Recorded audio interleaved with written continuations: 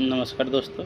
आज हम एक बहुत महत्वपूर्ण बात करने वाले हैं, जो कि एसी में अधिकतर लोग पैसा देकर फंस जाते हैं और टेक्नीशियन बुर्बक बना के चला जाता है। तो हम इसी पे बात करने वाले हैं कि एसी में कूलिंग नहीं कर रहा है तो गैस का इशू कैसे आता है, गैस एसी में है या नहीं है या क्या है, सब इस पर बात करेंगे।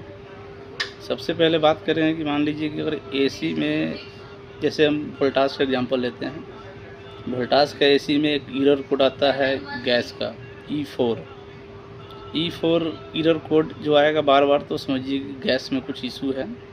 इसका प्रॉब्लम एक्चुअली होता कैसे है कि अगर मान लीजिए कि आपका कंप्रेसर में अगर गैस नहीं रहेगा, या उस जो होता है कभी कभी गैस होने के बावजूद भी कूलिंग नहीं कर पाता था। एक्चुअली दिक्कत आता है वैक्यूम से। कभी कभी क्या होता है कि वैक्यूम नहीं किया रहता है टेक्नीशियन और डायरेक्ट इंस्टॉल कर देता है, तो इस पर भी आपका इशू आ सकता है। इस पर भी आपका E4 का एरर लिख सकता है। बट एक ये भी है कि मान लीजिए कि कोई टेक्नीशियन आ रहा है और बोल रहा है गैस नहीं है, तो पहले आप चेक कीजिए कि आपका एसी कूलिंग किस तरीके से नहीं कर रहा है, इसका और कैसे करना है। सबसे पहले आप किसी भी एसी का अगर कूलिंग नहीं कर रहा है तो मेन स्विच पावर ऑफ कर दीजिए अप्रोक्स 5 से 10 मिनट।